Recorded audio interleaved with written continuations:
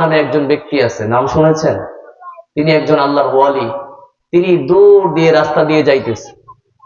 বাদশাহ হারুনুর রশিদ আবার বাহলুলকে চিনতেন। তো বাদশাহ বলতেছে, এই ওই যে বাহলুল যাচ্ছে, তাকে নিয়ে আসো তো। বাদশাহ যখন বলছে যে বাহলুলকে নিয়ে আসো, বাদশার হুকুম পাইয়া যারা আছে প্রহরী দৌড়াইয়া গিয়া বাহলুলকে ধরে নিয়ে আসছে। এখন ছাদের উপর উঠলে তো সিঁড়ি বাইতে হবে, তাই না? সিঁড়ি বাইলে তো সময় লাগবে। বাদশাহ বলছে চট করে নিয়ে আসবা দ্রুত। সিঁড়ি দিয়ে উঠারও সময় ব্যয় করা যাবে না। কৃত্রিম একটা লিফটের ব্যবস্থা ছিল, রশি দিয়া এক পাশে বসে আরেক পাশে টান দিলে সো করে উপরে উঠে যেত, যাতে দ্রুত উঠানোর একটা ব্যবস্থা ছিল ওই সময়। তো ওইটাই তারা অবলম্বন করলেন, এক পাশে বসে আরেক পাশে টান দিছে, সো করে উপরে উঠে গেছে। তাহলে কি দেরি হয়েছে না তাড়াতাড়ি হয়েছে? যখন বাদশার কাছে গেছে, বাদশাহ যাওয়ার পরে বলতেছে, বাহলুল কেমন আছো? বলে আলহামদুলিল্লাহ ভালো।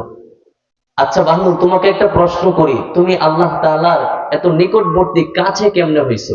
আল্লাহ তাআলার কাছে তুমি এত কেমনে গেছো, একটু আমাকে বলো না।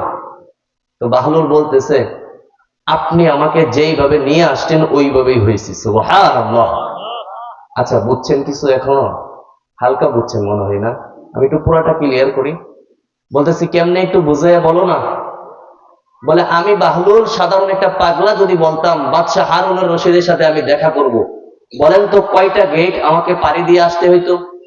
কয়টা গেট থেকে আমাকে পারমিশন নিয়ে লিখিত ফর্ম ফিল আপ করে দেখা করতে হইতো? যেহেতু আপনি বাদশাহ হারুনুর রশিদ চাইছেন, এজন্য সিঁড়িটা উঠতে দেরি হবে দেখে আপনি আমাকে সো করে লিফটে নিয়ে আসছেন। আমার আল্লাহ আমাকে পছন্দ করছেন বিদায় আজকের এই মাহফিলে আগে ভাগে নিয়ে আসছেন, ঠিক কিনা? তাহলে কি আমরা লস করছি না লাভ করছি?